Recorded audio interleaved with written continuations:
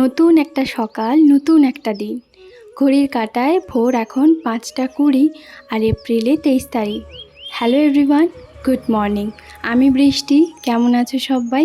আশা করছি সবাই খুব ভালো আছো, সুস্থ আছো। তবে এই গরমকালে আমার ঠিক ৫টার সময় আর ৫টা ১৫, ২০, ৫:৩০ সময় হচ্ছে প্রত্যেক দিন ঘুমটা ভাঙে। তবে আমি বলেছি আগেও, আমি কখনোই কিন্তু অ্যালার্ম সেট করে রাখি না।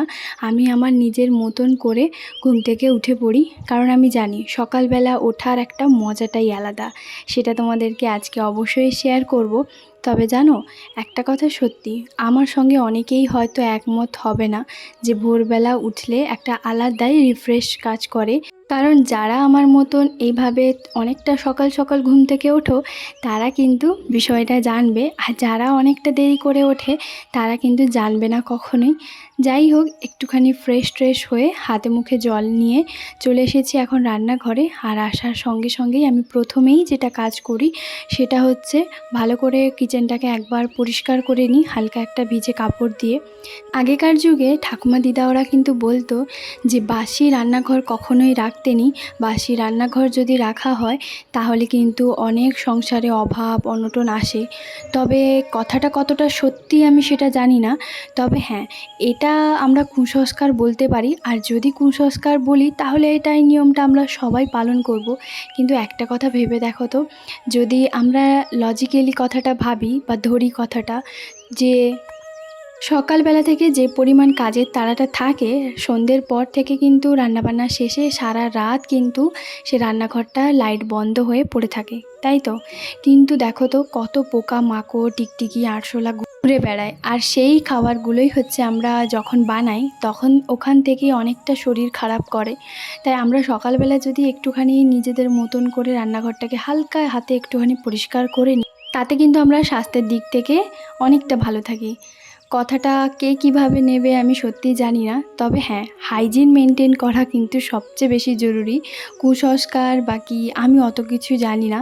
আমার সঙ্গে অনেকেই একমত হবে, আবার অনেকে একমত নাও হতে পারে। যাই হোক, যে যার মতন ভাবনা। ওইদিকে দেখো, আমি কিন্তু কড়াইটা বসিয়ে দিয়ে বাইরে একটুখানি হাঁটাচলা করতে গেছিলাম, কারণ এই সময়টা আমার খুবই ভালো লাগে। কারণ এই সময়টা পরিবেশটা শান্ত খুবই থাকে, তার সঙ্গে কিন্তু একটা আলাদাই অনুভূতি। সবথেকে ভরে ওঠার একটাই কারণ, সেটা হচ্ছে একে তো কাজবাজের এনার্জিটা অনেকটা পাই, আর তার সঙ্গে সকালবেলার একটা ঠান্ডা ফুরফুরে মেজাজ আমার থাকে, যেটা হচ্ছে আমি আমার নিজের মতন করে আমি কাজবাজগুলো করে থাকি। আর প্রথম কথা হচ্ছে এটাই যে সকালবেলার পরিবেশ কিন্তু আলাদাই শান্ত পরিবেশ। তার সঙ্গে শীতকাল হোক গরমকাল, যে কালই হোক না কেন, সকালবেলা যে ঠান্ডা ফুরফুরে একটা বাতাস হয় না, আর সঙ্গে কিছু পাখির কিচিরমিচির আওয়াজ, যেটা আলাদাই একটা শান্তি লাগে। তো এদিকে দেখো, আমি কিন্তু রান্নাঘরে আলু কুঁদরি আর হচ্ছে তোমার ক্যাপসিকাম, যেগুলো সব কিছু অল্প অল্প ছোটো ছোটো করে কেটে, পেঁয়াজ আর হচ্ছে তোমার নুন, তার সঙ্গে হচ্ছে তোমার কাঁচা লঙ্কা, এগুলো দিয়ে একটুখানি কিছুক্ষণের জন্য নাড়াচাড়া করে আমি গেছিলাম একটুখানি বাইরে নিম পাতার গাছে। তো নিম পাতা হচ্ছে আমি তুলেছি। গরমকালে দেখবে আমাদের শরীরে কিন্তু একটুখানি হলেও ঘামের কারণে কিন্তু দেখবে রাতে বা মাঝরাতের দিকে একটু হলেও ইচিং হয়। জানি না এটা কার হয়, তবে সত্যি কথা বলতে আমার হয় মাঝে মধ্যে। তো আমি কি করলাম, কয়েকটা মতন পাতা হচ্ছে তোমার তুলে নিয়েছি। ওই পাতাগুলোকে ভালো করে ধুয়ে একটা সসপ্যানের মধ্যে জল গরম করতে বসিয়ে দিয়েছি, আর তাতে আমি পাতাগুলো দিয়ে দেবো, কিছুক্ষণ ভালো করে ফোটাবো। তারপরে আমি যখন স্নান করব, এমনিতেও হচ্ছে তোমার প্রত্যেক দিন আমি কিন্তু বডি ওয়াশ, সে শীতকাল হোক গরমকাল হোক, আমি ব্যবহার করি না, একদিন ছাড় করেই হচ্ছে ব্যবহার করি। তবে যখনই আমি স্নানের শেষে এক বালতি জলে আমি অবশ্যই ওই জলটা দিয়ে ভালো করে স্নান করে নেব। সত্যি কথা বলতে মানে আমার গায়ে কোনো ইচিং হবে না, ভীষণই ভালো। জানি না এটা কে কিভাবে করো, তবে আমি প্রত্যেক বছর গরমকালে বিশেষ করে আমি এটা করে থাকি। তোমাদের সঙ্গে গল্প করতে করতে দেখো, আমার সকালে রান্না কিন্তু হয়ে গেছে। আর রান্নাতে আমি করেছি হচ্ছে তোমার আলু ক্যাপসিকাম কুঁদরি দিয়ে একটা তরকারি, একটা মাখা। এই যে 6টা এখন 20 মতন বাজে, তোমাদের দাদাভাই এইমাত্র ঘুম থেকে উঠলো। আর ও যখনই ওঠে তখনই কিন্তু আমার একটা তরকারি হয়ে যায়, যেহেতু সকালবেলা রুটি তরকারির জন্য একটা তরকারি ভীষণ কাফি, তাই আর তারপর হালকা হাতে আবারও কিন্তু ভালো করে একটুখানি রান্নাঘরটাকে পরিষ্কার করে নিলাম। আর ওইদিকে কিন্তু কড়াইটা একটুখানি বেসিনের মধ্যে দিয়ে হালকা একটু জল দিয়ে ঠান্ডা করতে রেখে দিলাম, কারণ এখন যেহেতু আমি কড়াটা ধোবো না, আমি রুটি করার পর সবার শেষে ওই কড়াটা আর তোমার চামচটা সব কিছু ধুয়ে নেবো আর কি। আর এদিকে দেখো খুব ভালোভাবে এইভাবেই এখন আমি কিন্তু রুটি করি, আর প্রত্যেকটা রুটি কিন্তু এইভাবেই ফোলে, দেখতেই পাচ্ছ নিশ্চয়ই।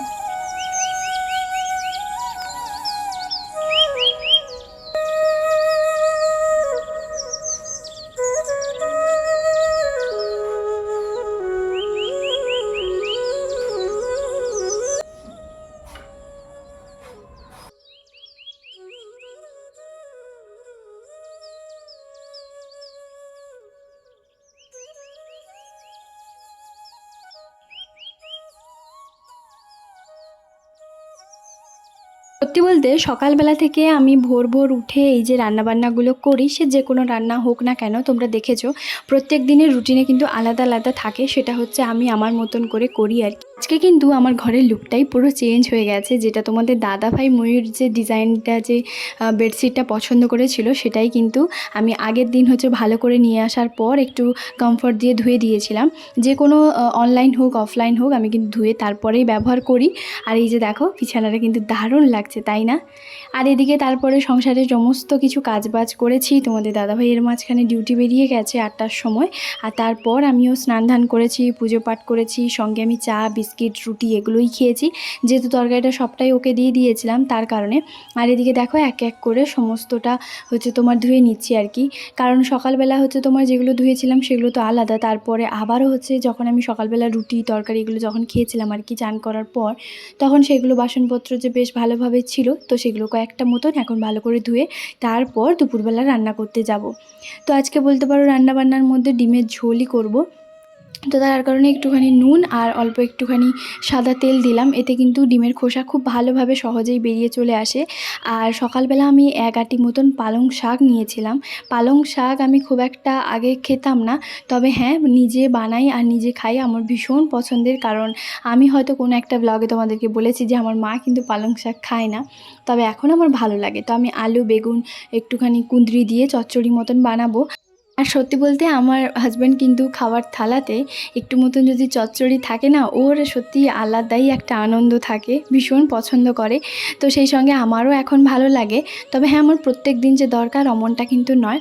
ওইদিকে কিন্তু আমি পালং শাকগুলোকে খুব সুন্দর করে ছোট ছোট করে ছুরিতে কেটে নিয়েছি, আর আমার বটির থেকে ছুরিতে কাটা বেশি সুবিধা হয়, মানে কিছু কিছু জিনিস আর কি, বিশেষ করে এই শাকগুলো।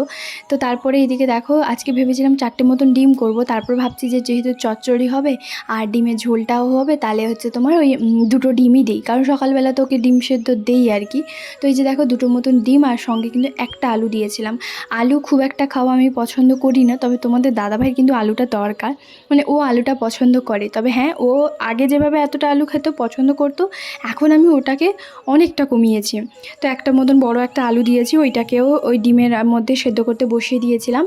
আর এদিকে দেখো একটা আলাদাই আনন্দ, সেটা তোমাদেরকে বলছি, কারণটা তোমাদেরকে একটু দেখাচ্ছি, দাঁড়াও। সেটা এদিকে চচ্চড়িটাও আমার প্রায় হয়ে গেছে, আর আলু বেগুন কুঁদরি দিয়ে 5 ফোড়ন নুন হলুদ বাস ওইটা দিয়ে চচ্চড়িটা করেছি। চচ্চড়িটা তো ভীষণ সুন্দর হয়েছে।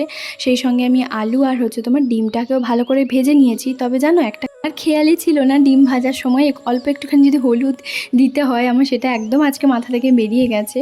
তো যাই হোক ডিমটাও একটু সাদা সাদা লাগছে আর কি। আর এই যে দেখো এদিকে চচ্চড়িটাও নামিয়ে দিয়ে কড়াটাকে ভালো করে ধুয়ে আবারও কিন্তু কিছুটা তেল দিয়ে এরপরে ডিমের ঝোলটা বানাবো। তো এরপর তোমার ডালটাও সেদ্ধ করতে বসিয়ে দিয়েছিলাম। এখন প্রত্যেক দিন আমরা চেষ্টা করি খাবারের শেষে অল্প 1 বাটি হোক বা 2 বাটি দুজন কিন্তু ডাল খাই। আমি যদিও না খাই, ওকে বিশেষ করে ডালটা দিই। কেন কিসের জন্য সেটা আমি তোমাদেরকে পরের ব্লগে অবশ্যই বলবো, যে কেন ওর খাবার দাবার এখন একটুখানি আলাদা। তো মানে প্রত্যেক দিন বিশেষ করে ডিম সেদ্ধটা দেই আর কি।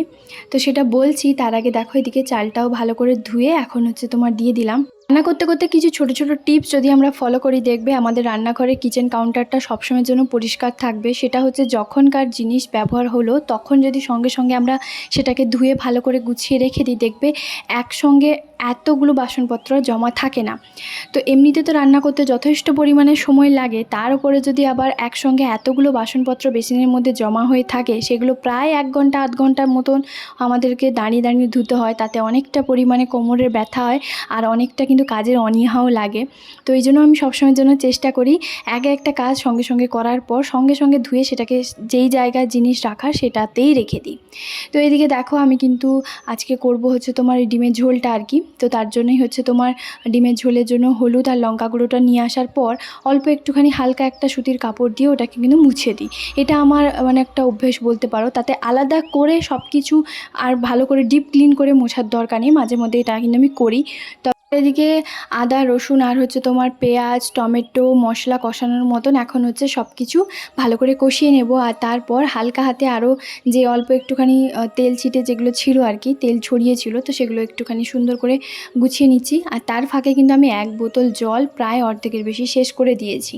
তো এদিকে দেখো বেশ পরিমাণ মতন জল দিয়ে দেখছিলাম যে আলুটা খুব ভালোভাবে সেদ্ধ হয়েছে কিনা। তো হ্যাঁ, মোটামুটি ভালোভাবে সেদ্ধ হয়ে গেছে। আচ্ছা, একটা জিনিস কি খেয়াল করে দেখেছো, অন্য দিনের থেকে আমার আজকে রান্নাঘরটা একটুখানি লাইটটা ঝাপসা দেখাচ্ছিল অন্ধকারের মতন? তার কারণটা হচ্ছে এই যে দীর্ঘ কয়েকদিন এতটা পরিমাণে তীব্র গরম উত্তপ্তভাবে ছিল, আজকে ফাইনালি অল্প অল্প এই যে বৃষ্টি কিন্তু শুরু হয়ে গেছে। মানে এই সবে বৃষ্টিটা শুরু হয়েছে, দেখে একটা আলাদাই শান্তি, মানে সে কি শান্তি সে বলে বোঝাতে পারবো না। তোমাদের ওইদিকে বৃষ্টি হয়েছে কিনা আমাকে অবশ্যই কমেন্টে জানিও। তো যাই হোক, সত্যি কথা বলতে কি যে আনন্দ লাগছে আমি বলতে পারবো না। কাজের আলাদাই একটা শান্তি চলে এসছে। নাহলে এই সময় আমাদের প্রত্যেকটা গৃহিণী, আমরা হাউসওয়াইফরা প্রত্যেকে জানি যে দুপুরবেলা রান্না করার সময় ঠিক কতটা পরিমাণে হচ্ছে তোমার আমাদের ঘাম ঝরে বা কতটা কষ্ট হয়।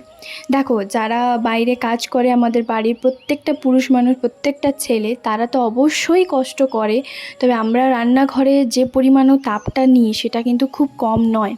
হ্যাঁ, বাইরে অনেকটা রোদের তাপ, অনেকটা মানে এখন যেহেতু ঠান্ডা একটুখানি ওয়েদার আর রোদটা কম, তো বাইরে অবশ্যই সবাই কিন্তু একটুখানি হলেও শান্তি উপভোগ করছে আর কি। তো যেই হচ্ছে বৃষ্টিটা হয়েছে, আমার কাছে আম একটা ছিল, তো ভাবলাম অল্প একটুখানি চাটনি বানাই, কারণ এই গরমকালে না চাটনিটা একটু লাস্টে হলে ভালো লাগে। তবে প্রত্যেক দিন খাই না, মাঝে মধ্যে খাই।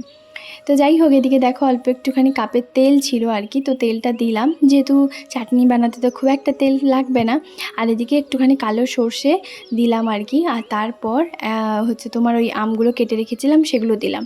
তো প্রথমে ভেবেছিলাম ডিমের ঝোল আর ডাল আর হচ্ছে তোমার ওই যে পালং শাকের চচ্চড়িটা সেটাই খেয়ে নেব। তারপরে ভাবলাম এই যে চাটনিটাও হচ্ছে তোমার করে নিই। তো যাই হোক, চাটনিটাও হয়ে গেছে, রান্নাঘরও প্রায় দেখতেই পাচ্ছ আমার রান্নার শেষে অর্ধেকের বেশি কিন্তু কাজ আমার হয়ে গেছে। এরপর শুধুমাত্র এই যে বাসনটাই হচ্ছে তোমার ধোবো, মানে যে ডালটা করেছিলাম তার প্রেশার কুকারে হচ্ছে তোমার ঢাকনাটা ভালো করে পরিষ্কার করব, প্রেশার কুকারটা পরিষ্কার করব, আর হচ্ছে তোমার কড়াইটা পরিষ্কার করব। তো হালকা হাতে এক এক করে কিন্তু আমি সব কিছু কাজ করতে থাকি। ভীষণই আমার কাজের সুবিধে হয়। আর একে তো হচ্ছে রান্নাঘরের যে উপরে যে কিচেন কাউন্টার টপটা সেটা অনেকটাই ছোট, এর থেকেও আরও অনেকে ছোট থাকে, অনেকেই হচ্ছে তোমার বড় থাকে। সত্যি কথা বলতে রান্নাঘরের যতই তুমি উপরের কাউন্টার টপটা পরিষ্কার রাখো না কেন, যদি তোমার বেসিনে জমা হচ্ছে তোমার বাসনপত্র থাকে, সেটা রান্নাঘর কখনোই পরিষ্কার দেখায় না। তুমি দেখবে বেসিন যদি পরিষ্কার থাকে ভীষণই ভালো লাগে। আর বেসিনে বাসনপত্র দেখলেই আমার কেন জানি না মাথা একদম মানে খিটখিটে হয়ে যায় আর কি। তো আমি সবসময়ের জন্য চেষ্টা করি যেইখান থেকে যেই জিনিসটা নিলাম বা যেখানেই খেলাম আবারও ভালো করে সঙ্গে সঙ্গে ধুয়ে গুছিয়ে রাখতে পারলেই শান্তি। তো এদিকে আমার কিন্তু অনেকটা জল তেষ্টা পেয়েছে, ভেবেছিলাম ঠান্ডা ওয়েদার হয়তো 1 গ্লাস গ্লুকন-ডি খাবো না, তারপর ভাবছি যে না খেয়ে নেব। তো এই যে দেখো রান্নাঘরটাও কিন্তু বেশ পরিষ্কার হয়ে গেছে, বাসনপত্র যা যা ছিল সব কিছু পরিষ্কার করে নিয়েছি। গ্যাস ট্যাস তো আগে অল্প একটুখানি মুছে নিয়েছিলাম, আরও একবার ভালো করে হালকা হাতে পরিষ্কার করে নিলাম দেওয়াল থেকে শুরু করে, কারণ রান্নাঘরটা যেহেতু ছোট, তো সেই জন্য কি বলতো তেল তো চারদিকে হচ্ছে তোমার ছড়ায়। তো ভালো করে আরও একবার ভালো করে পরিষ্কার করে নিচ্ছি। ব্যাস, এবার শান্তি। এখন আমাকে আর কে ধরে, কারণ আমরা জানি দুপুরবেলা রান্না যত তাড়াতাড়ির মধ্যে আমাদের হয়ে যায় শান্ত মনে, ততটাই কিন্তু আলাদাই আনন্দ লাগে, তাই না? তো যাই হোক, ওইদিকে না আমি মানে বেসিনে ট্যাপের ভেতরে যে একটা ছোট্ট করে ওই যে আমি যে মানে ওই জালিদার মতন লাগিয়েছি, সেটাতে না দেখছি যে জল থেকে তো প্রচণ্ড পরিমাণে কালো কালো বেরোয় নোংরা। তো সেটাকেও আজকে কিন্তু পরিষ্কার করে নিয়েছি। তো এদিকে দেখো রান্নাঘর তো পরিষ্কার হয়ে গেছে, আর ওইদিকে সবজির কয়েকটা মতন খোসা ছিল, সেগুলো কিন্তু একটা প্লাস্টিকের মধ্যে করে নিয়েছি। আর এরপর ভালো করে একটুখানি মুছে নেব, যেহেতু আজকে মানে ডিমের ঝোল এইসব রান্না করেছি, তেল কিন্তু এদিক ওদিক কিন্তু ছড়ায়, যেহেতু আমার ছোটো রান্নাঘর তো ছড়াবেই। তো যাই হোক, এদিকে দেখো পরিষ্কার করে নিয়েছি, যেহেতু সকালবেলা আমি প্রত্যেক দিন তো ঘরটা মুছি, তারপরেও কিন্তু রান্না করার পর সবার শেষে আমি আরও একবার মুছে নিই। আর এখন যেহেতু সব কিছু কাজবাজ করলাম, এখন একটু ভাবছিলাম চোখে মুখে জল নেব। আর জল নেওয়ার পর তারপরে হচ্ছে তোমার কি বলো তো, একটুখানি হাতে হ্যান্ড ওয়াশ দিয়ে হাতটাও ভালো করে ধুয়ে নেব। তো চলো এখন হচ্ছে তোমার একটুখানি হাতে মুখে জল তো নিয়ে নিলাম, পায়ে অল্প একটুখানি জলটা দিয়ে পাটাও একটুখানি ধুয়ে নিচ্ছি আর কি। এগুলো আমার একটা অভ্যেস বলতে পারো, সব কিছু কাজ হয়ে গেলে ভালো। আর এরপর হচ্ছে তোমার ঘরে সোজা হচ্ছে তোমার যাব ঘরের মধ্যে। আর ঘরের মধ্যে আমি কিন্তু সকালবেলা থেকে গান চালিয়ে দিয়েছিলাম। আমার না সত্যি কথা বলতে কাজের এনার্জি গতি যাই বলো না কেন, আমি কিন্তু ওই গান চালিয়েই হচ্ছে তোমার পাই। আমার মতন এরকম অনেকেই আছে যে গান চালিয়ে কাজ করতে ভীষণই পছন্দ করে, ভীষণই ভালোবাসে। যেহেতু আমি সবার শেষে রান্না করার পর আমি 1 গ্লাস গ্লুকন-ডি নিজের জন্য অবশ্যই খাই। আর সেটা আমার মনে হয় প্রত্যেকটা হাউসওয়াইফদের করা উচিত, কারণ এই গরমের মধ্যে আমরা প্রচণ্ড পরিমাণে রান্নাঘরে থাকি, রান্নাঘরে কাজ করি, আমরা এনার্জি পাই না। তবে আমার মনে হয় প্রত্যেকটা হাউসওয়াইফ রান্না করার আগে আর রান্না করার শেষে 1 গ্লাস আপাতত গ্লুকন-ডি নিজের জন্য খাওয়া উচিত। কারণ আমরা নিজেকে যদি ভালোবাসি, নিজেকে যদি ঠিকঠাক রাখি, তাহলেই কিন্তু এই গরমে সবার জন্য প্রত্যেকের জন্য কাজবাজ করতে পারবো। কারণ আমরা জানি আমরা হাউসওয়াইফ, আমরা প্রত্যেক দিন নিজেদের ঘরের সংসারে প্রচণ্ড পরিমাণে কাজবাজ করি, অনেক ছোট ছোট কাজ। অনেকেই হয়তো ভাবে যে হাউসওয়াইফ মানেই তুমি বেকার, কিন্তু হাউসওয়াইফ মানে কখনোই বেকার নয়। তো যাই হোক, এদিকে দেখো গ্লুকন-ডিটাও খেয়ে নিলাম। আর এরপর গ্লাসটা ধুয়ে রেখে দেবো। আর চলো এবার তোমাদেরকে দেখাই কি কি রান্না হয়েছে। দুপুরবেলা বাঙালি মানে ভাত তো থাকবেই, ভাত ছাড়া আর হবে কি। ভাত আছে, এদিকে হচ্ছে তোমার লাল লাল করে ডিমের ঝোল আছে। আর এই যে দেখো আজকে অন্য দিনের থেকে তেলের পরিমাণটা কম একটুখানি আছে, ডিমের ঝোলে একটু তেলটা বেশিই পড়ে যায় সবসময়ের জন্য দেখি। আর ওইদিকে অল্প একটুখানি চাটনি করেছিলাম। আর এই যে এদিকে হচ্ছে তোমার পালং শাকের তরকারি। আর এই যে এখন তোমাদের দাদাভাইয়ের জন্য বড় একটা বাটির 1 বাটি হচ্ছে তোমার ডাল। এবার চলো বাইরের একটুখানি দৃশ্যটা তোমাদেরকে দেখাই। সবুজে সবুজে পুরো চারিদিকে কত সুন্দর লাগছে। মনে হচ্ছে এই কিছুক্ষণ আগে প্রচুর পরিমাণে বৃষ্টি হয়েছে, মানে তোমাদেরকে বলে বোঝাতে পারবো না। পুরো দেখো ছাদটা দেখলেই তোমরা বুঝতে পারবে। দেখো পুরো এখানে পুরো মনে হচ্ছে দীঘার সমুদ্রই কিছুক্ষণ আগে হয়ে গেছিলো। সত্যি ভীষণ পরিমাণে ঠান্ডা ওয়েদার, মন একদম ফুরফুরে বিন্দাস। আর গাছপালাগুলো না বিশেষ করে সবুজে সবুজে খিলখিল করছে।